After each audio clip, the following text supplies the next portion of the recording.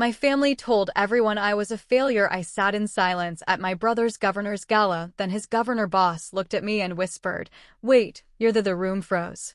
Even my father was speechless. You know that feeling. The one where the people who are supposed to believe in you the most, the ones who shaped who you are, brand you as a failure your entire life?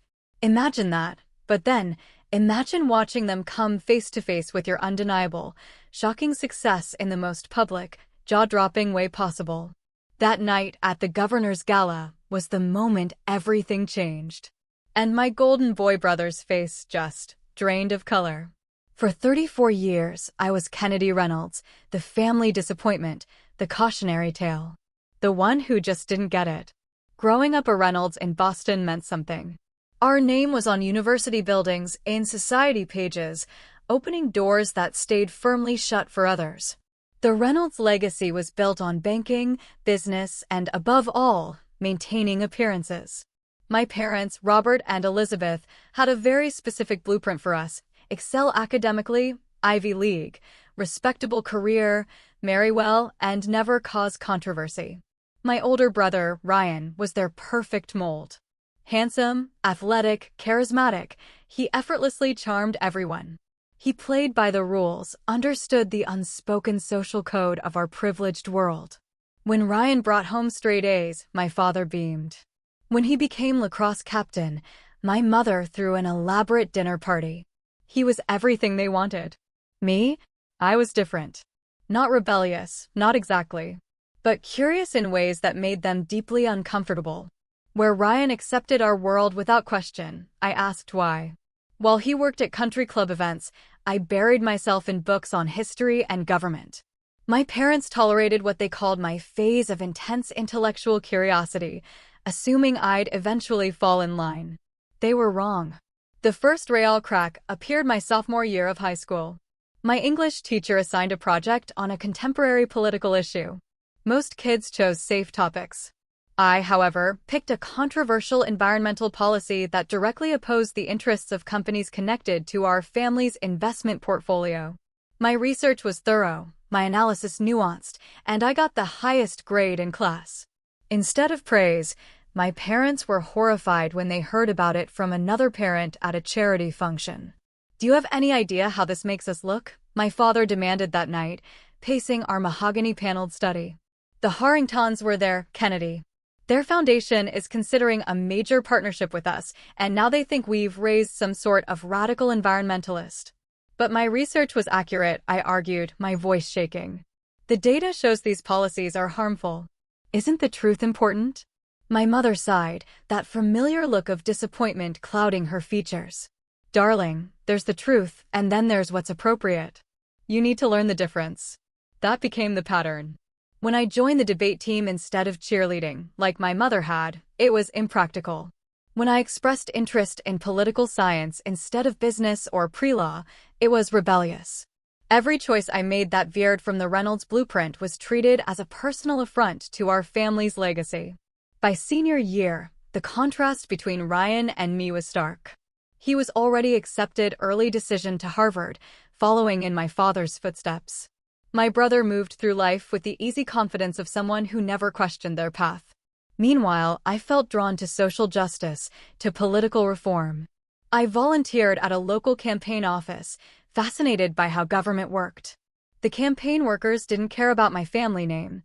They cared about my ideas, my work ethic. For the first time, I felt valued for who I was, not how well I conformed. When college applications arrived, I made a decision that permanently altered my relationship with my parents. Despite the grades and legacy connections for an Ivy League acceptance, I chose a well-respected state university with an exceptional political science program. The night I announced it, my father's face flushed crimson. "You're throwing away opportunities people would kill for," he said, his voice dangerously quiet. "This isn't just about you, Kennedy.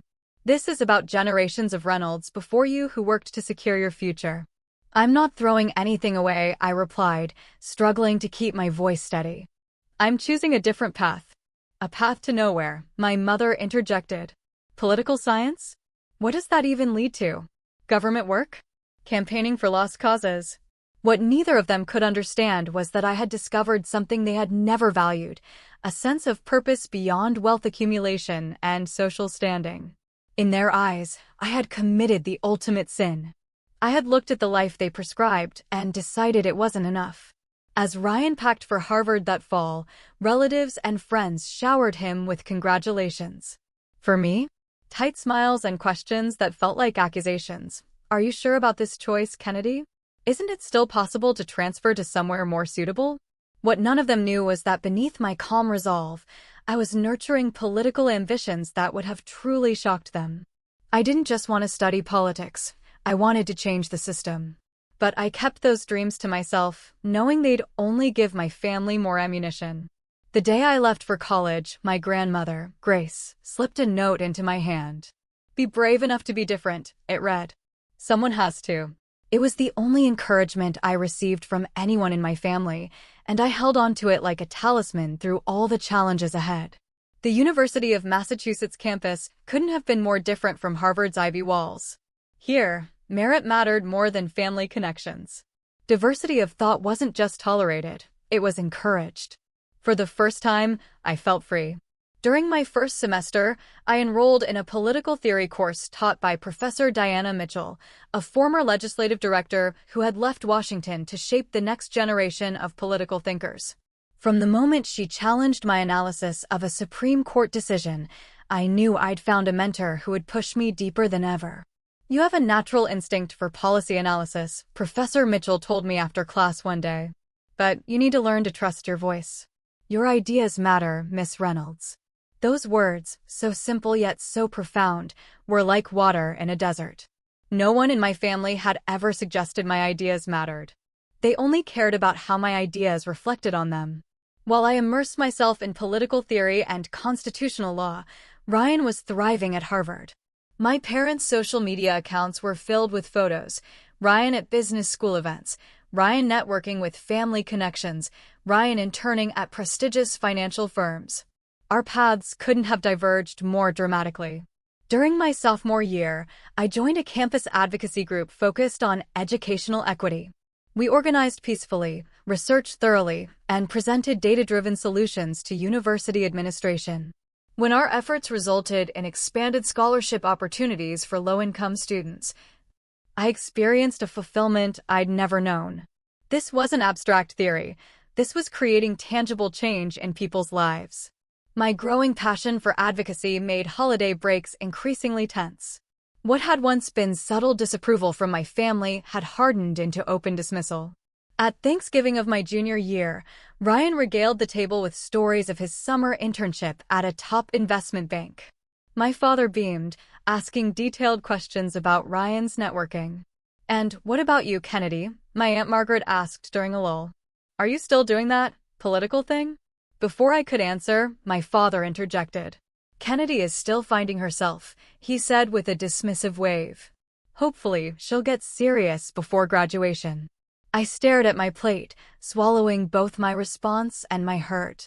"Actually," I said quietly, "I've been offered a campaign position for Senator Warner this summer." The table fell silent. My mother forced a tight smile. "How interesting. Will it pay well?" "It's about the experience, not the money," I replied. My father scoffed. "Experience doesn't pay student loans, Kennedy." "My scholarships cover most of my tuition," I reminded him, though he knew this well. "Scholarships that could have gone to someone who actually needed them if you had just accepted Harvard's legacy admission," my mother added, her tone making it clear this was an old argument. Ryan, to his credit, tried to change the subject, but the damage was done. Once again, I was the family disappointment, pursuing that political thing instead of a proper career. Professor Mitchell became my refuge. She recognized my interest in progressive politics and connected me with opportunities to learn campaign organizing firsthand. Under her guidance, I volunteered for local candidates, learning the unglamorous but essential aspects of political work: phone banking, data analysis, voter outreach. "Politics isn't just about grand ideas," she told me. "It's about showing up, doing the unglamorous work, and building relationships with the people you want to serve." By senior year, I had built a remarkable resume, culminating in managing a successful city council campaign for a first-time candidate. When I was offered a full-time position with a nonprofit focused on voter education after graduation, I felt like my unconventional path was finally bearing fruit. My family, however, saw it differently. When I announced my post-graduation plans during Christmas break, my father's response was swift and brutal. "That's enough," he said, setting down his whiskey glass with a sharp click. "We've indulged this hobby of yours for 4 years, Kennedy. It's time to grow up and get a real job." "This is a real job," I insisted. "Important work that makes a difference." "A difference to whom?" my mother asked. "Certainly not to your future or to this family's reputation." "We've been patient," my father continued. "We've allowed you to attend that school, pursue this interest, but there are limits to our patience and our support." His meaning became terrifyingly clear the next morning when he informed me they would no longer provide any financial assistance after graduation. No help with an apartment, no family health insurance, nothing. "You're choosing this path," he said coldly. "You can deal with the consequences." Ryan witnessed this conversation from the doorway.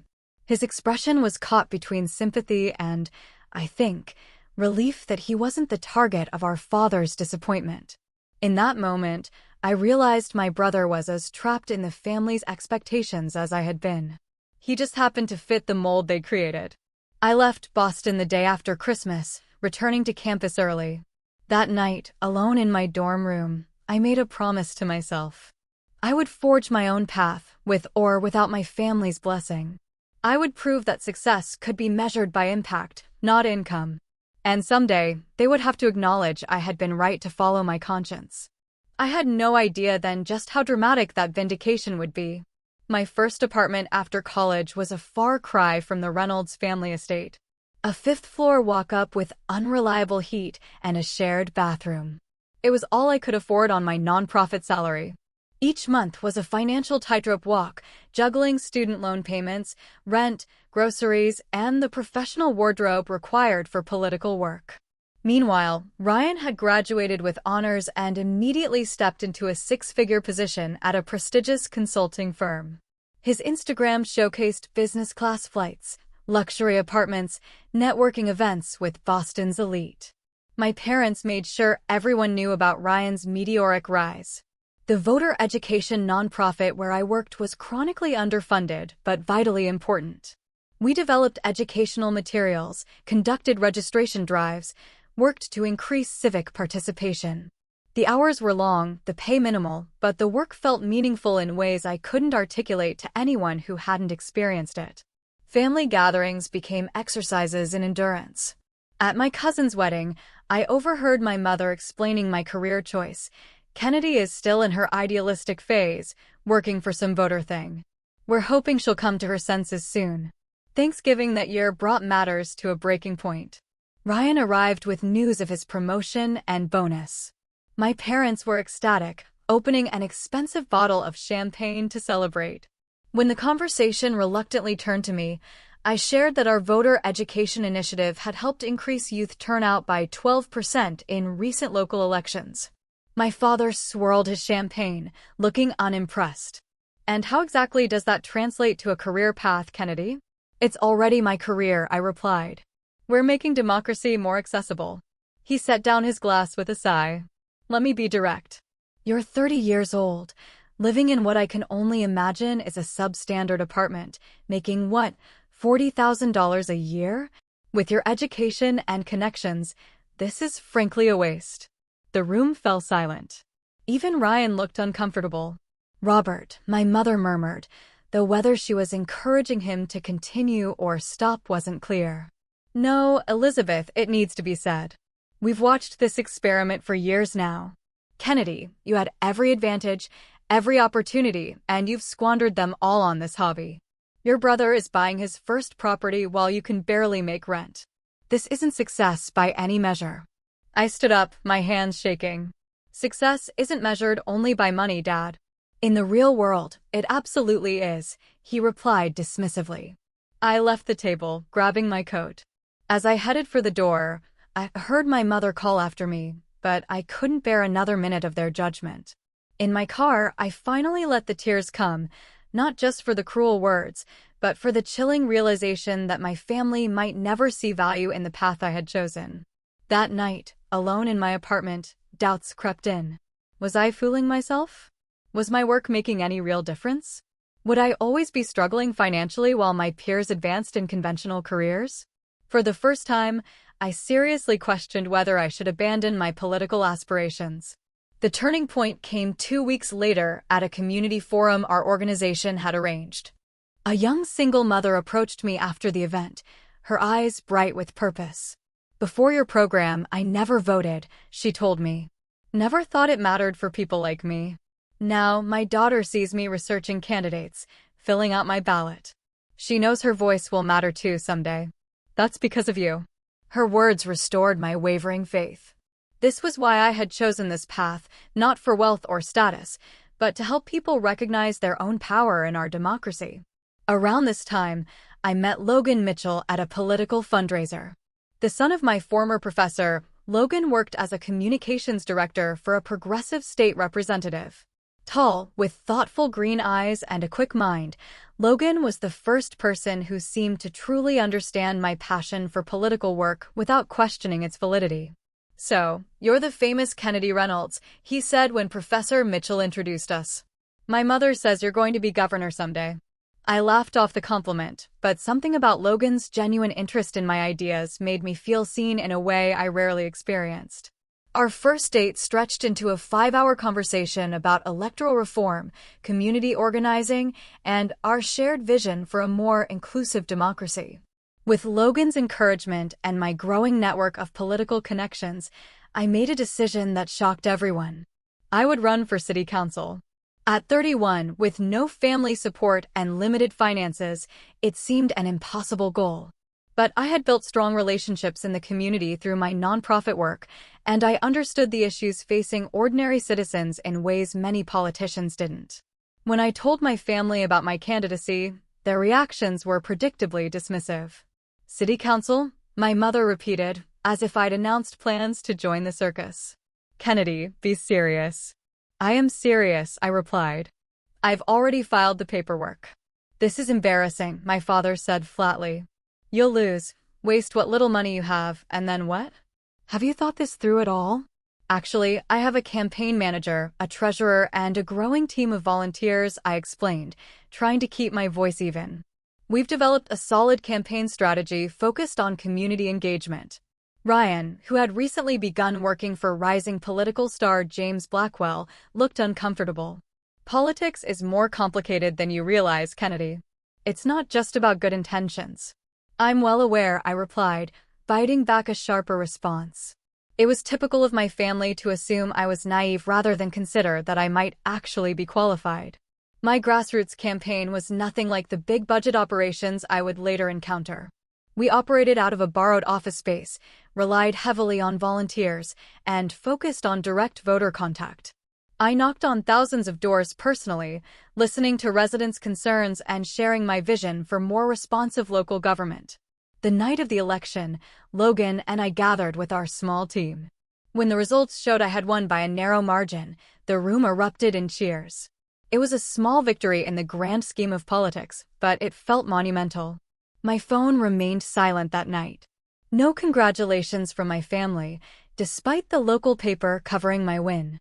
When I finally received a text from Ryan the next day, it was characteristically backhanded. "Congrats on the council seat. Small pond, but I guess it's a start."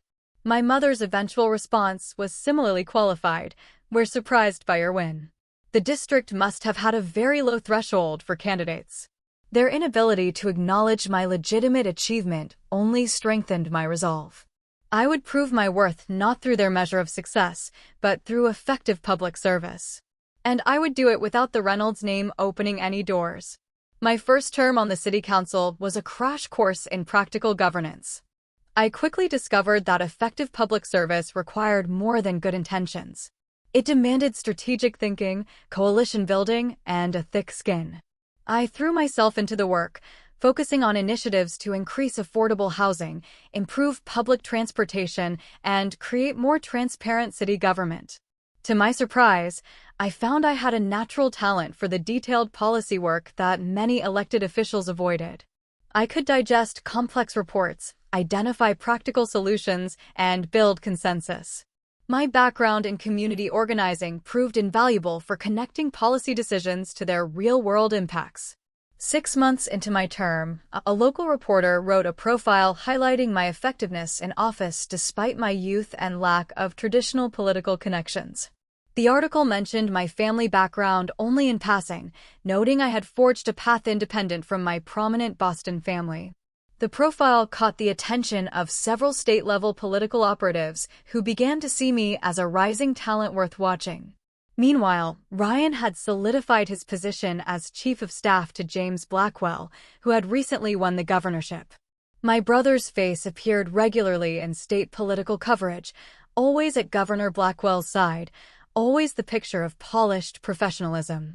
Our parents never missed an opportunity to highlight Ryan's proximity to power. At family events, conversations inevitably turned to Ryan's insider stories about the governor's mansion. Ryan was telling the governor just yesterday. My mother would begin at dinner parties while I sat silently, picking at my food. Despite this persistent dismissal, my reputation as an effective public servant continued to grow.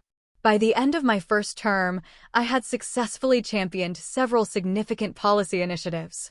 Local media began to speculate about my future political prospects, suggesting I might be well-positioned for higher office. When a state Senate seat in my district unexpectedly opened, a coalition of community leaders and progressive organizations approached me about running.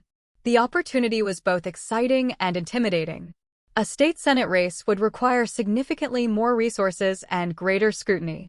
After careful consideration and many long conversations with Logan, who had become not just my partner in life, but my most trusted political advisor, I decided to enter the race.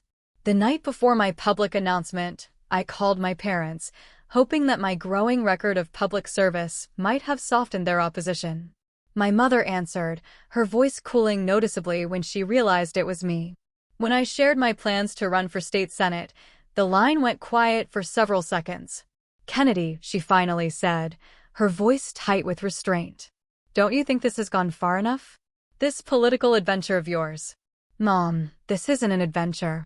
This is my career, my calling. I'm good at this work, and it matters." "What matters," she replied, "is that you're continuing to alienate yourself from this family. Do you have any idea how difficult it is for us to explain your choices to our friends? To have one child working respectably with the governor while the other insists on this public crusading." "I'm not asking for your approval anymore," I said quietly. "I'm 33 years old. I'm just letting you know out of courtesy." "If you announce this campaign," she said, her voice hardening, "do not expect any support from us, financial or otherwise. You will be completely on your own." "I've been on my own for years, Mom. Nothing new there." The line went silent again before she spoke with finality. "I really thought you would outgrow this phase, Kennedy. Your father, and I can't keep watching you throw your life away on these political fantasies. When you're ready to make sensible choices, we'll be here. Until then, perhaps it's best if we have some distance." The call ended without resolution, leaving me with the dawning realization that pursuing my political ambitions might mean permanently sacrificing my relationship with my family. It was a steep price, but I had come too far to turn back now. The state Senate campaign was grueling. My opponents used my family's lack of support against me, suggesting that even those who knew me best didn't trust my judgment. Anonymous quotes appeared in political coverage. "The Reynolds family has a long tradition of public service through business and philanthropy. Kennedy's approach is considered unconventional within the family." Through it all, Logan remained my rock. After a particularly difficult campaign day, he surprised me by proposing in the quiet of our apartment. No grand gestures, just sincere words and a simple ring that represented our partnership of equals. "Whatever happens with this election," he said, "I want you to know that someone believes in you completely." Despite being outspent and facing established political opponents, my grassroots campaign resonated with voters tired of business-as-usual politics. On election night, when the results confirmed my victory, I allowed myself a moment of pure vindication. I had achieved this without family connections, without family money, without family support. At my swearing-in ceremony, I scanned the audience, knowing I wouldn't see my parents or Ryan, but hoping against hope that something might have changed. The only familiar family face in the crowd belonged to my grandmother, Grace, now using a walker, but beaming with unmistakable pride. "I always knew you were meant for something extraordinary," she whispered when I embraced her. "Not in spite of your differences from the family, but because of them." Her presence was a balm, but the absence of my parents and brother left a hollow space that even electoral victory couldn't fill. As I took my seat in the state Senate chambers for the first time, I wondered if any achievement would ever be enough to bridge the divide. My first term in the state Senate proved transformative. Rather than grandstanding, I focused on the unglamorous but essential work of crafting sound legislation. I developed a reputation as someone who did her homework, asked insightful questions, and could work across partisan lines to achieve practical results. The local press began referring to me as the policy wank with a purpose. Not the most exciting political brand, but one that earned respect. I specialized in education policy, healthcare access, and government transparency, areas where my detailed approach could make tangible differences. By my third year in office, I had successfully sponsored 17 bills that were signed into law, an unusual achievement for a first-term senator from the minority party. My effectiveness drew attention from national party leaders searching for talent to develop for higher office. Meanwhile, Ryan Starr continued to rise alongside Governor Blackwell's. My brother had fully embraced his role as the governor's right hand, appearing frequently in state media. Our parents' social media accounts regularly featured photos with Ryan and the governor at official functions, their pride unmistakable. The divide between us had calcified into complete estrangement. I heard about family events only through occasional updates from my grandmother, Grace. According to Grace, my parents had developed a standard response when asked about me. "Kennedy is pursuing her own path," a phrase designed to sound supportive while conveying absolutely nothing.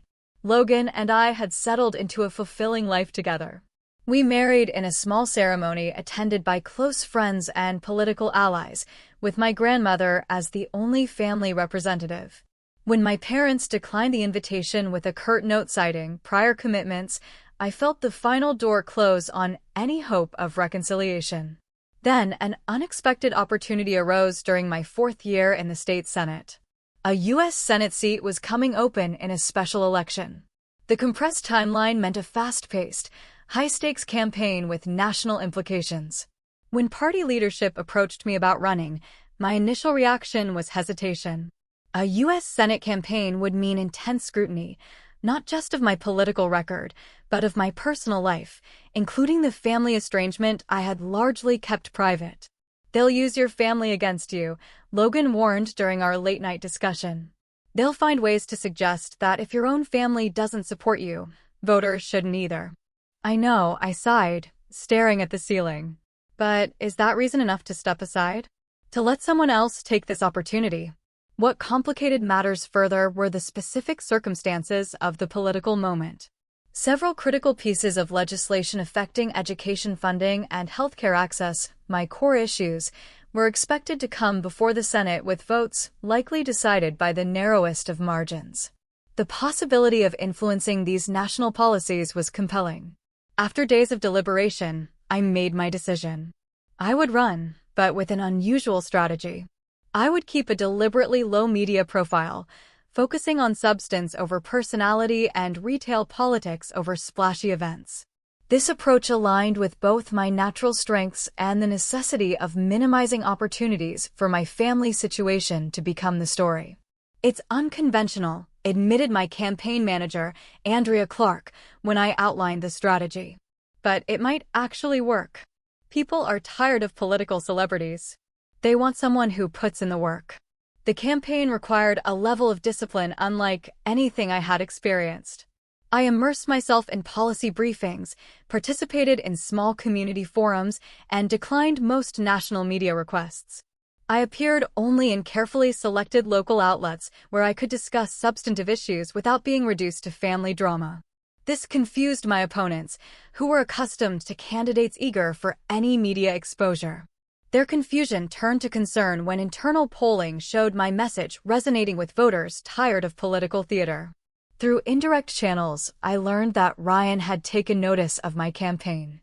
As Governor Blackwell's chief of staff, he now occupied a position of significant influence. Though he made no public statements, I heard from mutual connections that he had privately expressed dismissive views about my chances.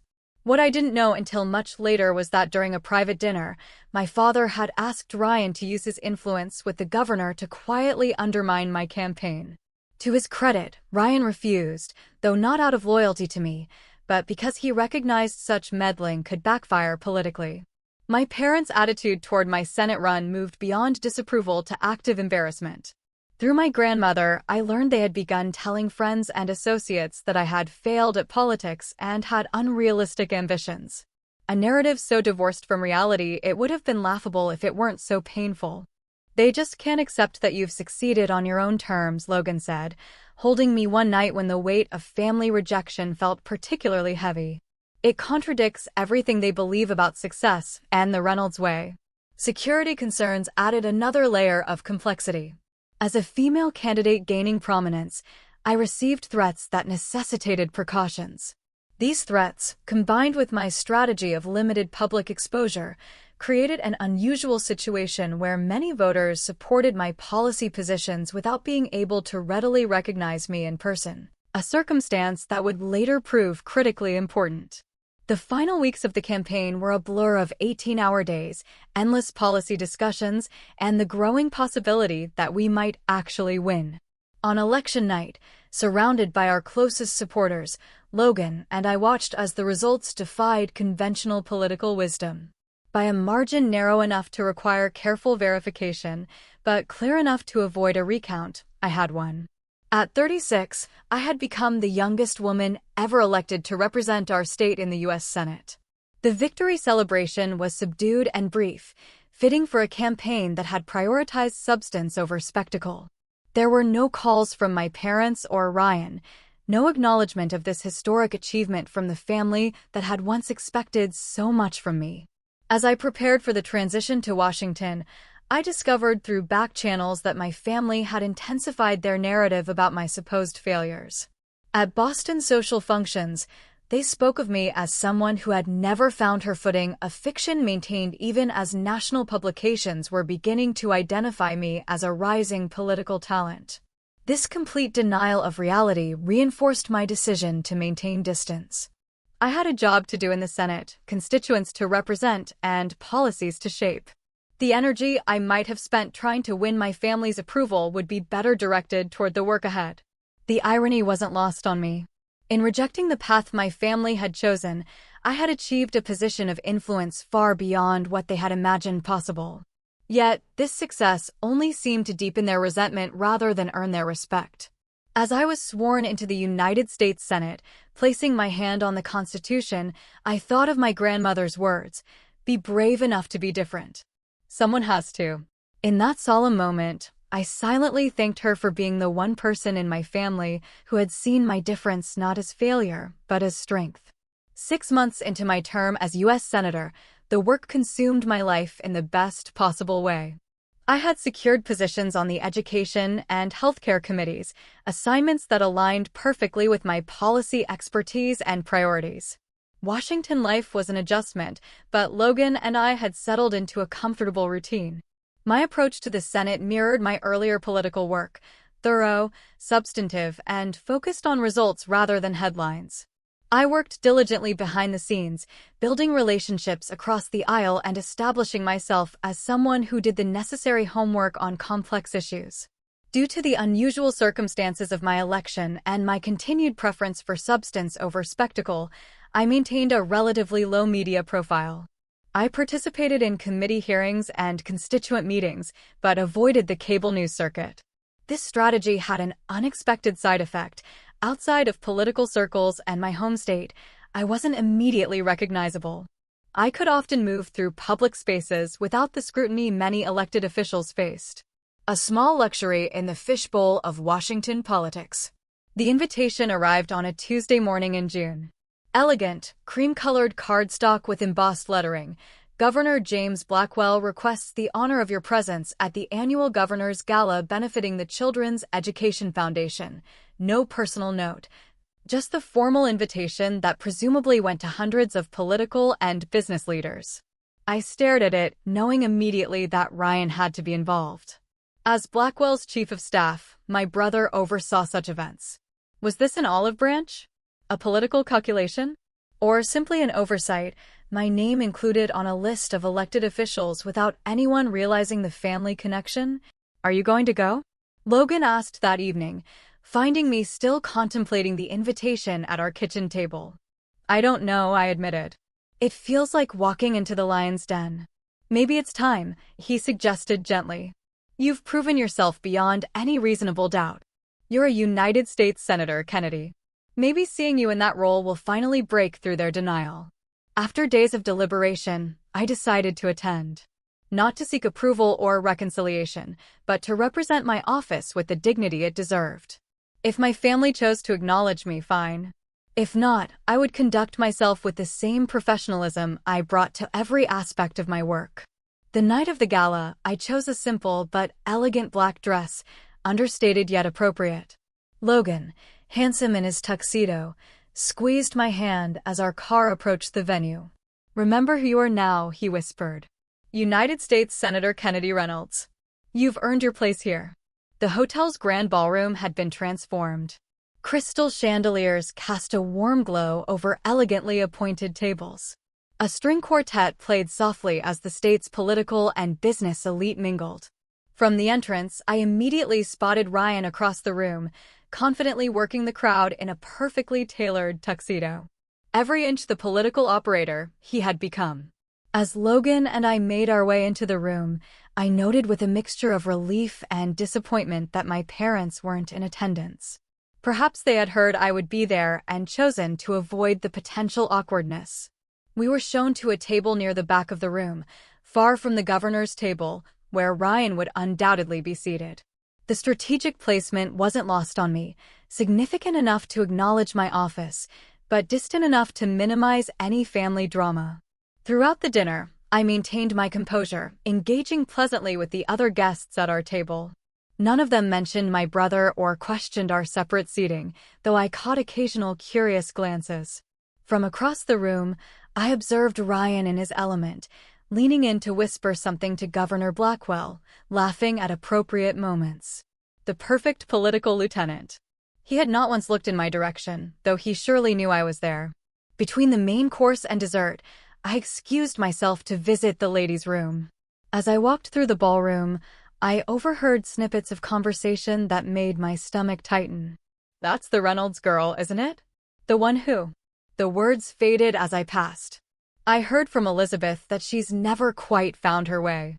Such a shame with their family connections. Ryan is the successful one. On track to run for office himself in a few years, from what I hear. By the time I returned to the table, my confidence had been rattled. Despite everything I had accomplished, here in my home state, in these circles, I was still defined by my family's narrative. The failed Reynolds. The disappointment. The cautionary tale. After dessert, Governor Blackwell took to the podium to deliver his remarks.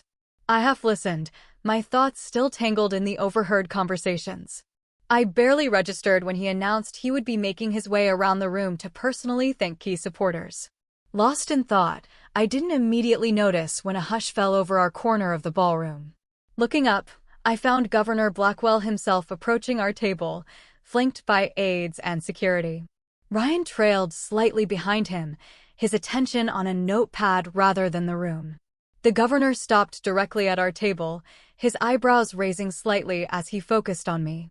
For a moment, confusion crossed his features before recognition dawned in his eyes. "Wait, you're Senator Reynolds," he asked, his voice low but clearly surprised. The table went silent.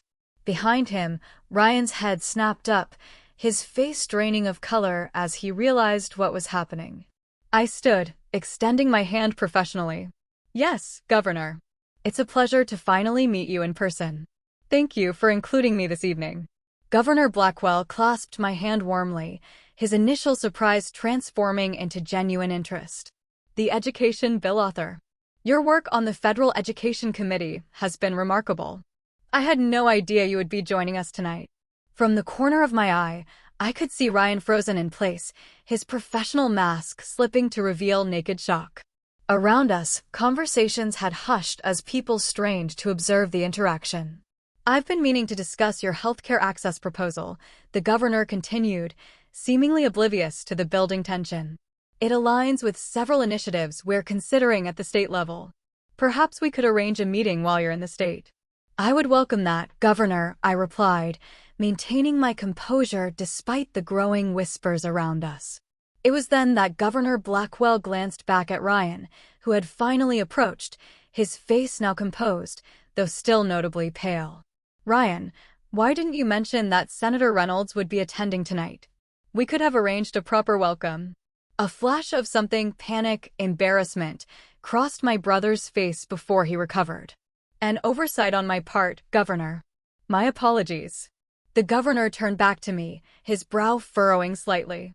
Reynolds? Is there a relation? The surname isn't that common. Before I could respond, Ryan stepped forward. Senator Reynolds is my sister, Governor. Governor Blackwell's surprise was evident. Your sister? I had no idea you had a sister in the Senate. He looked between us, clearly reassessing some internal narrative. Why haven't you ever mentioned this? The moment hung suspended, the nearby tables now openly watching the drama unfold. Ryan's career, built partially on our family connections and reputation, suddenly faced a complicated public revelation. Family and politics can be complex, Governor, Ryan offered weakly. Indeed, they can, I interjected smoothly, saving him from further explanation. But ultimately, we all serve the public in our own ways. Governor Blackwell, a skilled politician himself, quickly recognized the undercurrents and pivoted. Well, this is a delightful discovery. We must have you both at the mansion soon. A family of public servants. Quite remarkable. As the governor moved to the next table, Ryan and I were left in an awkward tableau. Years of estrangement condensed into a single public moment. Kennedy, he began, his voice low. I didn't know you would be here. Clearly, I replied, keeping my tone neutral. Though as a U.S. Senator from this state, it would be unusual to exclude me from the invitation list. That's not what I meant, he said, discomfort evident in his stance. We should talk. Not here, but soon. Should we? I asked, meeting his gaze directly. After years of silence? After our parents have actively misrepresented my career to everyone in their circle? What exactly should we talk about, Ryan? Around us, the room had returned to its normal buzz of conversation, though I noticed several people watching our interaction with poorly disguised interest. Ryan glanced around, aware of the attention. This isn't the place. But yes, we should talk. Things are complicated. They always have been, I replied. But they're also very simple. I chose a different path than the one laid out for me. That shouldn't have made me a family pariah. Before he could respond, Logan gently touched my arm. The governor's wife is trying to get your attention, Kennedy. Indeed, across the room, the First Lady was gesturing for me to join her group. The revelation of my identity had clearly altered my status at the event. We'll continue this another time, I told Ryan, straightening my shoulders. I have people to meet. As I moved away, head held high, I felt a weight lifting. The burden of hiding, of being diminished, of accepting my family's narrative about my life. Here, in this room where I had entered as the disappointing Reynolds, I was now being recognized as Senator Reynolds, respected for my own accomplishments rather than measured against family expectations. The remainder of the evening passed in a blur of introductions and conversations. Political leaders who had barely acknowledged my arrival now sought me out. Business executives expressed interest in my committee work. Through it all, I maintained my professional demeanor, neither gloating over the revelation nor appearing affected by the years of family rejection it had exposed. As Logan and I finally prepared to leave, Governor Blackwell approached once more, this time without Ryan. Senator Reynolds, he said quietly, I hope you'll forgive my ignorance earlier. Had I known of your relationship to my chief of staff, I would have ensured a more appropriate welcome. No apology necessary, Governor, I assured him. Family circumstances can be complicated. He nodded thoughtfully. Indeed. Though I must say, having observed your work in the Senate, particularly on education reform, I find myself questioning the narrative I've heard about you through certain channels. You're clearly an exceptional public servant. Thank you, Governor. That means a great deal. As our car pulled away from the venue, Logan took my hand. You handled that with incredible grace. I've had years of practice, I replied, looking back at the illuminated hotel. But something feels different now. Like the truth has finally broken through. The truth was always there, Logan said gently. But now others can see it too. In that moment, I realized that while reconciliation with my family remained uncertain, I had achieved something perhaps more valuable. I had reclaimed my own narrative. No longer would I be defined by what the Reynolds family said about me. I had written my own story, and now that story stood on its own merits for all to see. The revelation at the governor's gala created ripples that extended far beyond that single evening. By the next morning, several state political blogs had picked up the story of the Reynolds siblings' reunion, complete with speculation about our family dynamics. The public narrative quickly shifted from questions about why I had been excluded from family events to wonder at how my achievements had been so consistently downplayed. 3 days after the gala, my office phone rang with a number I instantly recognized, but hadn't seen on my caller ID in years, my father's private line. Kennedy, he began without preamble when I answered. I understand you attended the governor's gala. I did, I replied, keeping my tone neutral, as would be expected for a senator from the state. There was a pause, the silence heavy with unspoken history. Your mother and I have been discussing recent developments. We feel it might be appropriate to have dinner while you're in the state, to clear the air. The careful phrasing wasn't lost on me. Not an apology. Not an admission of wrongdoing. Merely an acknowledgement that circumstances had changed. My new position made me someone they could no longer dismiss or ignore. I appreciate the invitation, I said carefully. But I think before any family dinner, we need to have an honest conversation about the past several years. The past is the past, Kennedy, my father replied, his tone suggesting irritation at my lack of immediate agreement. Looking backward serves no productive purpose. I disagree, I said firmly. You and Mom have actively misrepresented my career and life choices to your social circle for years. You've portrayed me as a failure when I've been succeeding on my own terms. That needs to be acknowledged before we can move forward. Another long silence followed. Perhaps we've had different perspectives on your choices, he finally offered. It was the closest thing to an apology I was likely to get. Not we were wrong, but we were hasty, maintaining plausible deniability while offering a minimal concession. Moving forward, I said carefully, I need honesty. If you want to be part of my life, you need to respect the life I've built, my career, my marriage, my choices. I won't accept anything less. The dinner ended with tentative plans for future contact, but no real resolution. As we left, my mother embraced me stiffly, whispering, "We are proud of you, Kennedy." In our way. Those qualified words encapsulated our relationship perfectly. Acknowledgement wrapped in conditions. Acceptance limited by their way of seeing the world. Ryan proved more complicated. A week after the gala, he requested a private meeting at a coffee shop near my district office. When I arrived, he looked different than he had at the governor's event. Less polished, more human, with shadows under his eyes suggesting sleepless nights. I owe you an apology, he said after we'd settled with our coffees. Not just for the gala, but for years of complicity. His directness surprised me. Complicity in the family narrative about you, he clarified.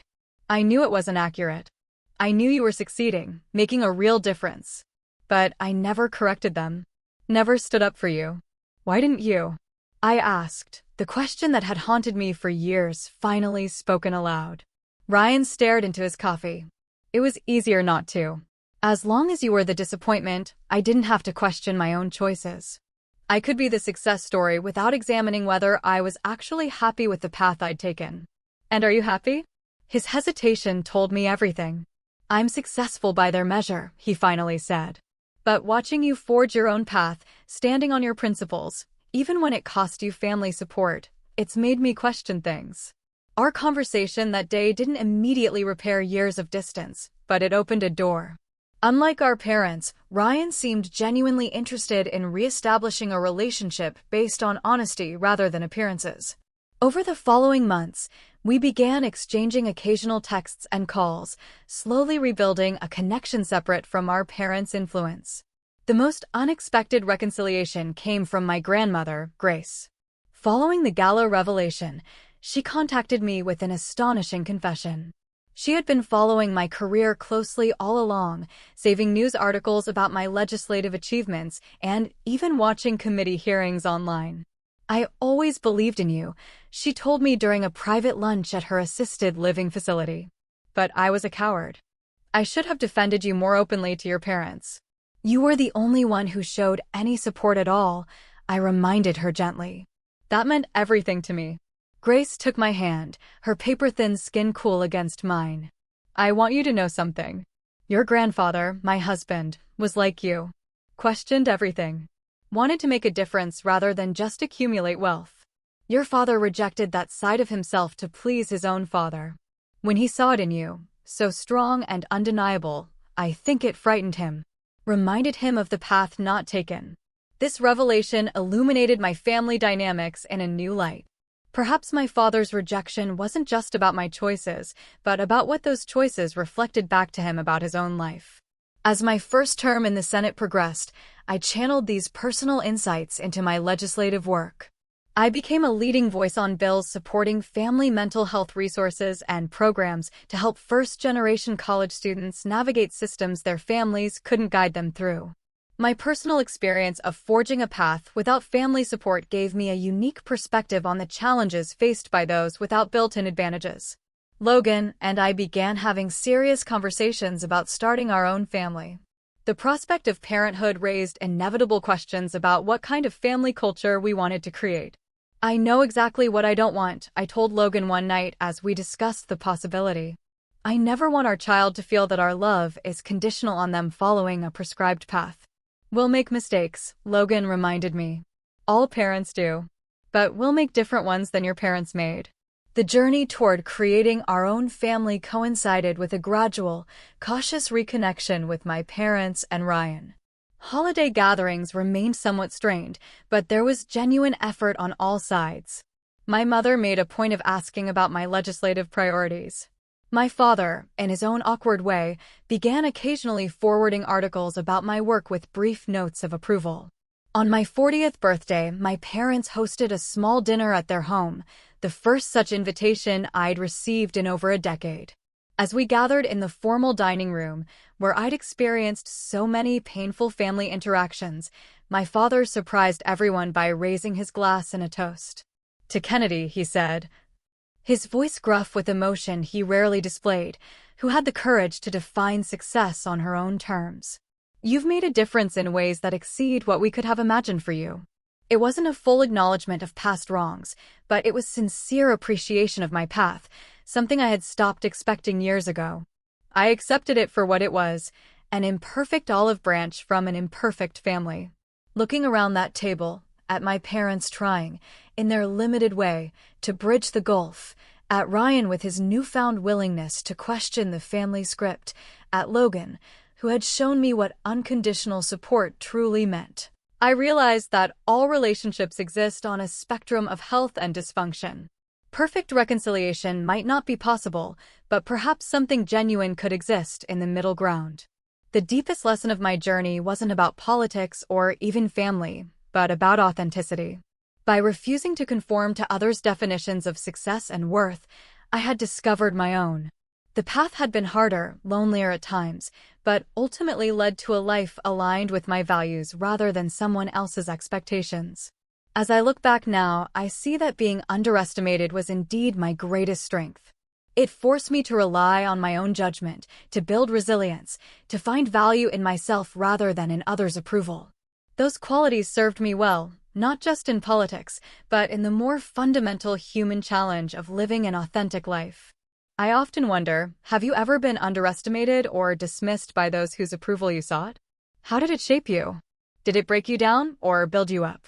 Sometimes our greatest strengths emerge from our deepest wounds, if we're brave enough to forge our own path through the pain. Thank you for staying with me through this story. If it resonated with you, please consider subscribing and sharing with others who might need to hear that being underestimated can become their superpower, too. Let me know in the comments about your own experiences with family expectations. Sometimes sharing our stories is the first step toward healing.